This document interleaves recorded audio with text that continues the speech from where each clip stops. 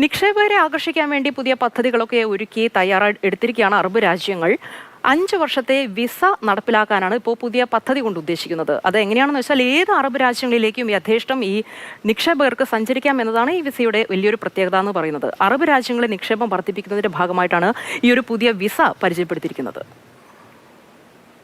നിയന്ത്രണങ്ങളോ സുരക്ഷാ പരിശോധനകളോ ഇല്ലാതെ എല്ലാ അറബ് രാജ്യങ്ങളിലും നിക്ഷേപകർക്ക് സഞ്ചരിക്കാവുന്ന വിസ നടപ്പിലാക്കുമെന്ന കാര്യം അറബ് ചേംബേഴ്സ് യൂണിയനാണ് അറിയിച്ചത്.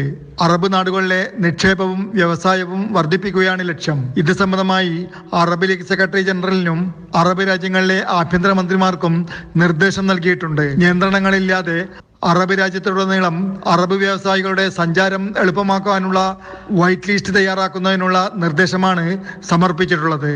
അനുകൂലമായ തീരുമാനം പ്രതീക്ഷിക്കുന്നതായി union of Arab chambers secretary general Khalid Hanafi പറഞ്ഞു. ഒരു അറബ് രാജ്യത്തു നിന്നും മറ്റൊരു അറബ് രാജ്യത്തേക്ക് യാത്ര ചെയ്യുവാൻ എവിടെയും ഫീസൊന്നും അടയ്ക്കേണ്ടി വരില്ല.